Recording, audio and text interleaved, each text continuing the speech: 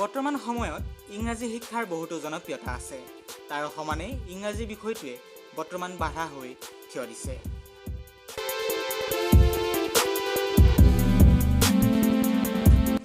আপুনি আৰু এটা কথা শুনি জানি আচৰিত হ'ব, আমাৰ অসমত প্ৰায় 70% মানুহে ইংৰাজীলৈ ভয় কৰে।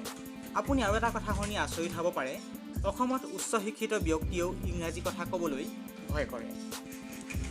বৰ্তমান সময়ত আপোনাৰ অসমীয়া ভাষাটোৰ লগতে সমানে ইংৰাজী ভাষাৰ দক্ষতা অতি প্ৰয়োজন। এজন ব্যক্তিয়ে নাই কমেও কম পৰিমাণে হ'লেও প্ৰায় 50% ইংৰাজীত দক্ষতা থকাটো অতি প্ৰয়োজন। ইংৰাজী ভাষাৰ জৰিয়তে আপুনি আপোনাৰ জীৱন সলনি কৰিব পাৰিব।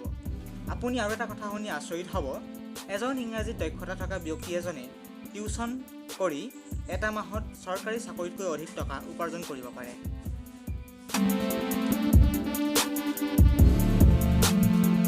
আপুনি ইংৰাজী ভাষাটো ভাল পায়নে? যদিহে ইংৰাজী ভাষাটো ভাল পায়, লগতে ভিডিঅ' লাইক কৰিব, লগতে বন্ধুসকলে শ্বেয়াৰ নকৰাকৈ নাথাকিব। ইংৰাজী ভাষাৰ ওপৰত কি মতামত আছে আপোনাৰ মনত, সকলোখিনি কথা ভিডিঅ'ৰ তলত কমেণ্ট নকৰাকৈ নাথাকিব। যদিহে ভিডিঅ'টো ভাল লাগিছে, লাইক কৰিব, শ্বেয়াৰ কৰিব। চেনেলটো যদি প্ৰথমবাৰ ভিজিট কৰিছে, নিশ্চয় চেনেলটো ছাবস্ক্ৰাইব নকৰাকৈ নাথাকিব। ধন্যবাদ। ইমানেই আছিল আজিৰ ভিডিঅ'।